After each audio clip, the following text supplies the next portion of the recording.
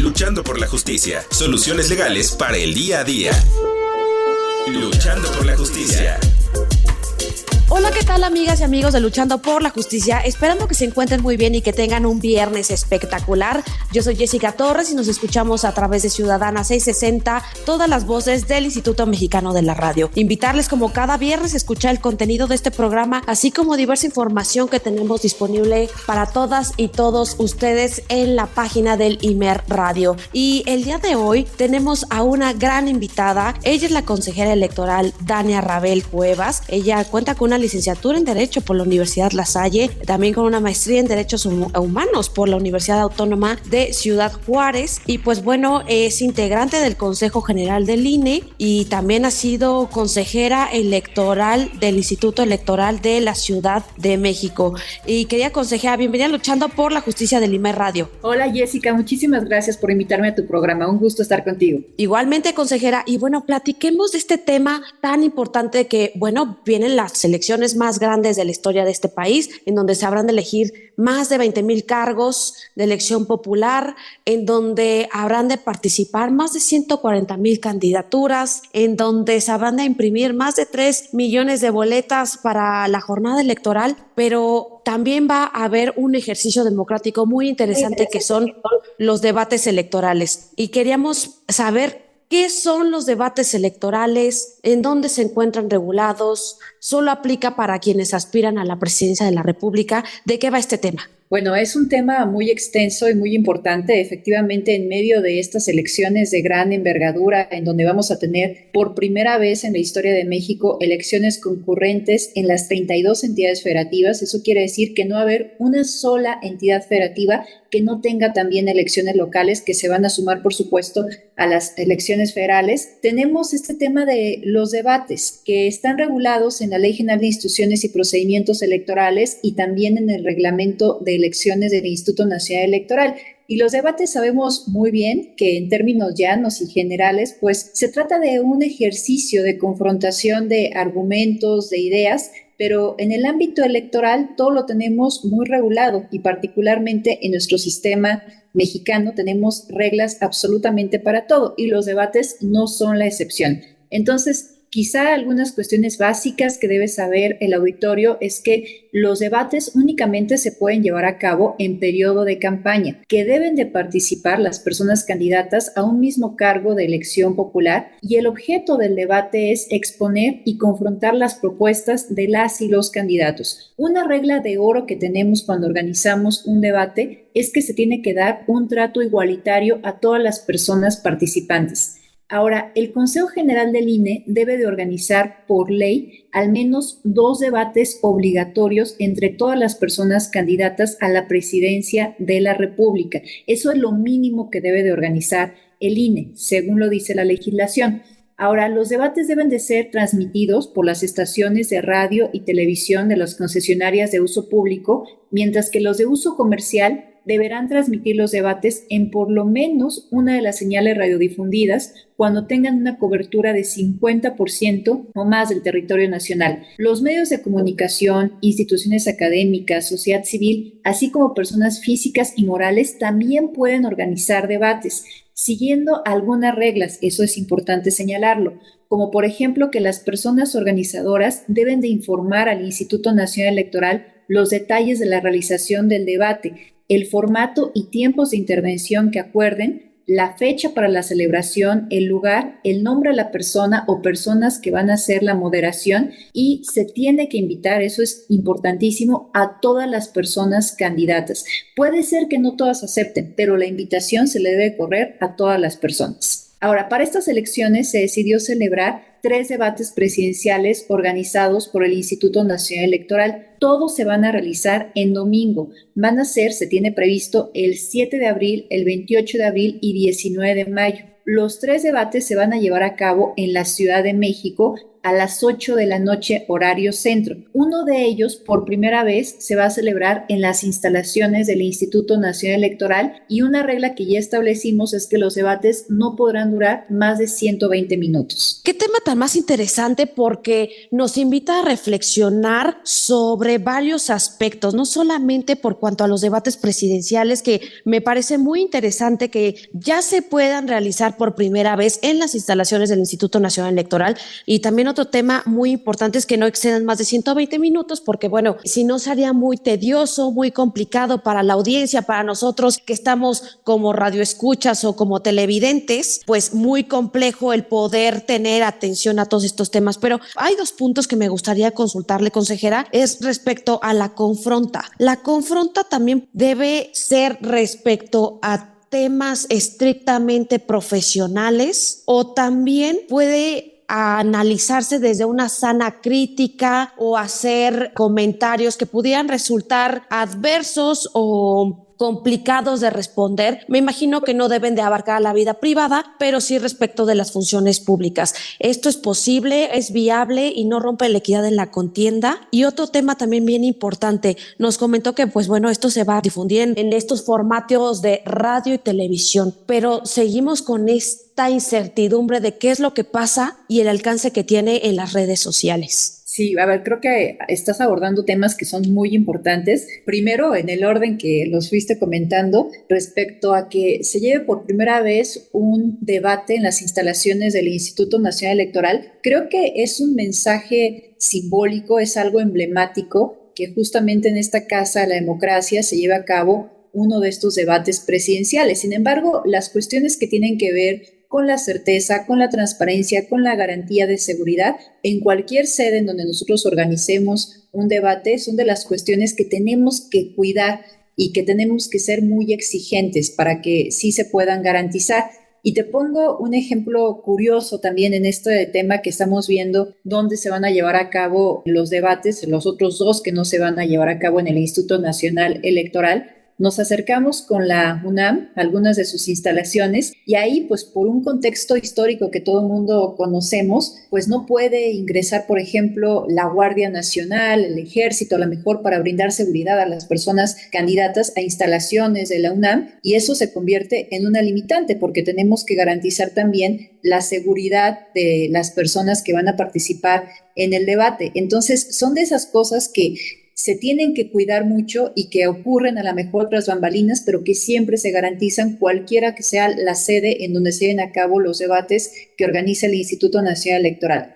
Respecto a este tema de la confrontación de ideas, ¿qué es lo que se busca para mí en un debate que buscamos la ciudadanía? Es que realmente se puedan llevar a cabo preguntas incómodas, preguntas que a lo mejor hablen sobre algo que dejó de hacer una persona si ocupó un cargo público y que ahora pretende ocupar la presidencia de la República, algo que quizá fue cuestionable, que quizá no se hizo bien. Eso no debe ser una limitante para hacer alguna pregunta. La única limitante me parece que la encontramos en los límites de la libertad de expresión. Cuando hablamos, por ejemplo, de los límites de la libertad de expresión, sabemos que la calumnia es un límite que no se puede transgredir y que de eso no está cubierto por la libertad de expresión. Entonces, por ejemplo, eso es algo que no se puede permitir, por supuesto, en el contexto de un debate. Ahora, las redes sociodigitales creo que juegan un papel importantísimo. Vamos, me parece que nada que queramos que llegue a un mayor número de personas puede quedar fuera de las plataformas sociodigitales. Y, por ejemplo, te comento la experiencia que tuvimos nosotros en las elecciones de 2018. Llevamos a cabo también 3 debates presidenciales que me parece que, hay que decirlo, fueron exitosos, no solamente en su organización y operación técnica, sino en cuanto a los niveles de audiencia que registraron estos debates. De acuerdo, por ejemplo, con datos de IVOPE, 34.7 millones de personas mayores de 18 años vieron alguno de los 3 debates en televisión, pero debido a que estos se quedaron alojados en YouTube, en Twitter y en Facebook, con corte al 1 de julio de 2018, que fue el día de la jornada electoral, ya se habían registrado 19.126.000 visitas adicionales. Entonces me parece que efectivamente las redes sociodigitales juegan un papel importantísimo para hacer llegar a más personas, en este caso concreto, los debates. Es un tema muy importante porque bien comenta que las réplicas que se pueden ver en las plataformas digitales en diversos escenarios, pues vaya, 19 millones es más de la mitad de los 34 millones que lo habían visitado inicialmente, aunado a que, bueno, el tema de la Guardia Nacional, por ejemplo, desconocíamos como población que también se involucran en garantizar la seguridad de quienes van a participar en estos ejercicios democráticos como son los debates y pues justamente el tema de la confronta, que si bien es dentro de la libertad de expresión, la sana crítica, estas preguntas que pueden ser incómodas como usted nos comenta, lo cierto es que la calumnia o en escenarios como violencia digital, violencia mediática, entre otros aspectos de este tipo de violencia que se puede presentar, pues sin duda van a ser regulados y yo creo que también intervenidos por las diversas personas que habrán de moderar estos escenarios. Pero querida consejera, vamos a hacer una breve pausa, no le cambien y volvemos en breve. Estamos con la consejera electoral Dania Rabel para explicarnos del tema de los debates presidenciales que vienen de cara al proceso electoral más grande de la historia en México. Luchando por la justicia, para fortalecer tu conocimiento y que las diferencias individuales no sean argumento para justificar la desigualdad, el maltrato o la discriminación. En un momento regresamos, Luchando por la justicia. En un momento regresamos, Luchando por la justicia. En un momento regresamos, Luchando por la justicia. Utilizar los debates, que no sean ya tan acartonados, que no permitan tanto que vayan las personas participantes con un guión prehecho en donde no se pueda ver realmente la capacidad de reacción de quienes aspiran al cargo presidencial. Entonces, seguimos en esa misma lógica. Creo que se avanzó mucho en 2018 y efectivamente cada uno de los formatos que estamos previendo para los 3 debates tiene alguna peculiaridad para hacerlo más atractivo para la ciudadanía. Por ejemplo, uno de los formatos que nosotros estamos previendo establece una bolsa de tiempo con preguntas ráfaga y la forma de participación de la ciudadanía es a través de preguntas en redes sociales. Luego tenemos otro formato que establece una bolsa de tiempo y preguntas realizadas directamente por la ciudadanía. Ahí estamos pensando, todavía no se ha definido, pero hay muchas probabilidades de que, como se hizo en 2018, pueda haber un público activo dentro de la sede donde se esté llevando a cabo este debate. Otro formato es, si bien no se establece una participación ciudadana, contiene un segmento llamado cara a cara, en el que cada candidatura tendrá la oportunidad de hacer preguntas a las otras. Y el tiempo de respuesta va a depender del número de candidaturas que participen en el debate. Pero ahí justamente lo que se está buscando es un poco lo que decías en el primer segmento del programa, que exista realmente una confrontación entre las personas participantes. Y este tema de las preguntas que vamos a poder realizar la población, la ciudadanía mexicana, ¿cómo vamos a poder acceder a este mecanismo? Por ejemplo, si se está transmitiendo en alguna plataforma digital, nosotros ahí mandamos las preguntas y me imagino que va a haber algunos perfiles especialistas que van a seleccionar las preguntas más adecuadas para poderles plantear a los candidatos, ¿o va a ser otro mecanismo distinto? Mira, hay algunas cuestiones que todavía no se han determinado con mucha especificidad por lo siguiente: se tiene que constituir, así lo dice también nuestro reglamento de elecciones, se tiene que constituir una mesa de representantes ya una vez que se hayan definido las candidaturas a la presidencia de la República. Esa mesa de representantes va a tener la representación de cada una de las personas candidatas específicamente para los debates. Vamos, no son los mismos representantes que tenemos ya en las comisiones que actualmente están integradas dentro del Instituto Nacional Electoral. Esas se van a definir con posterioridad.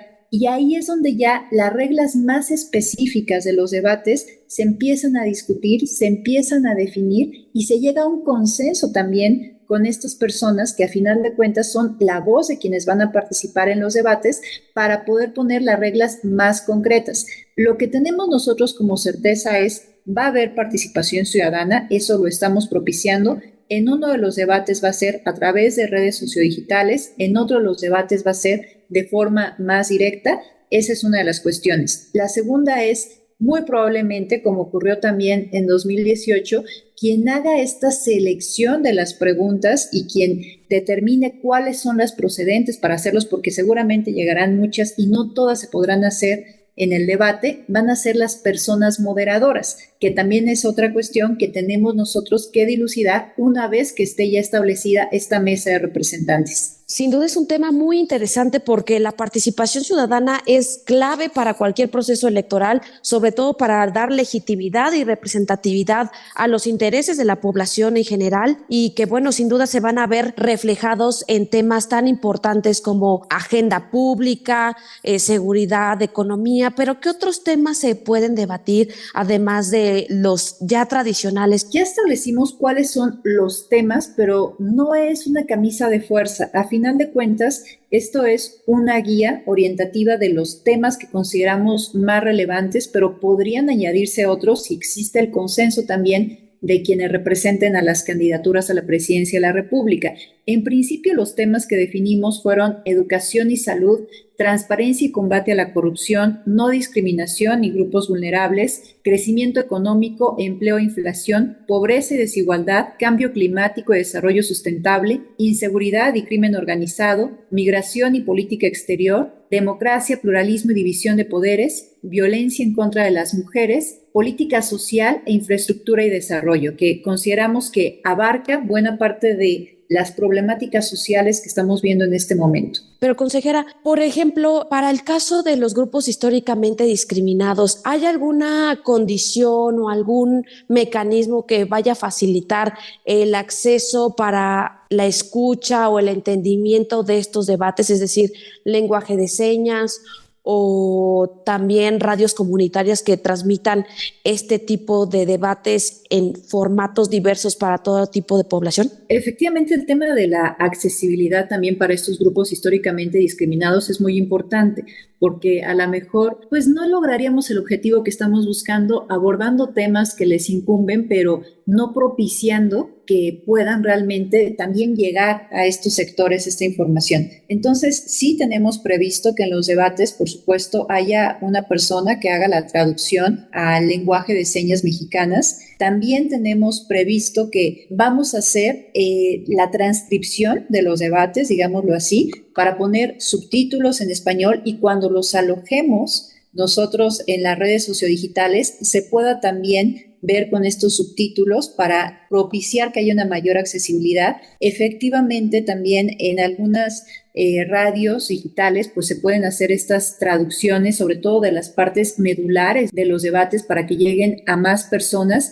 Creo que tenemos que seguir trabajando en eso, de ver cómo podemos hacer más accesible los debates para que lleguen a más personas, pero estas son las medidas que en principio nosotros tenemos previstos adoptar para que puedan llegar a estos grupos en situación de discriminación. Muchas gracias, consejera. El tema de la accesibilidad me parece sumamente importante, sobre todo también para las comunidades rurales, en donde es complicado el acceso a radio, televisión o a otros mecanismos como el Internet. Y sin duda son desafíos muy importantes, pero que el Instituto Nacional Electoral ha estado abordando y que busca garantizar este acceso a toda la población mexicana. Consejera, pero en un par de minutos, ¿cuál sería su conclusión y el mensaje final de la importancia de los debates? ¿Por qué tenemos que verlos? ¿Por qué tenemos que involucrarnos? Yo creo que es importantísimo para la ciudadanía porque abonan para el tema del derecho a la información. Entendiendo el derecho a la información como parte de la libertad de expresión, en donde encontramos el derecho de dar información, pero también de acceder a información. Me parece que los debates cierran este círculo porque por un lado permite que las personas que aspiran a un cargo tan relevante como el de la presidencia de la República puedan exponer sus ideas, sus propuestas, las políticas que en su caso implementarían de llegar a ese cargo público, pero también permite que la ciudadanía pueda allegarse de esa información. A mí me parece que los debates se convierten en un mecanismo de empoderamiento para el electorado y facilita que se pueda emitir realmente un voto libre e informado, teniendo esta información de primera mano. Yo creo que en los últimos años hemos tenido avances importantes en el tema de los debates. Creo que actualmente forman parte de nuestra cultura política y democrática. Es decir, me parece que la ciudadanía no puede pensar hoy por hoy un proceso electoral en donde no haya debates. Se ha vuelto también una exigencia ciudadana con justa razón, porque son mecanismos, ejercicios que propician que se tenga una mayor información de las personas candidatas y además de todo que se puedan contrastar realmente las propuestas que tienen las personas que aspiran al cargo público. Creo también que hemos logrado que poco a poco se vayan flexibilizando estos formatos de los debates, como lo platicamos a lo largo de este programa, pero que seguimos teniendo como reto que se sigan flexibilizando más. Y eso no es nada más trabajo del Instituto Nacional Electoral, sino también de quienes participan en estos debates. Entonces, yo creo que esas son de las cuestiones con las que tenemos que quedarnos cuando hablamos de los debates y seguir avanzando para mejorar, incluso también para mejorar en una moderación activa. Consejera, se nos está acabando el tiempo aquí en la radio y quisiera pedirle redes sociales donde podemos contactarla, si hay algún artículo, alguna publicación del instituto que quisiera compartirnos. Sí, con mucho gusto. Me encuentran en Twitter, ahora ex, en @DaniaRabel, D y R con mayúscula, todo junto. También en Instagram con el mismo nombre me pueden encontrar. Escribo cada 15 días una columna en El Heraldo y además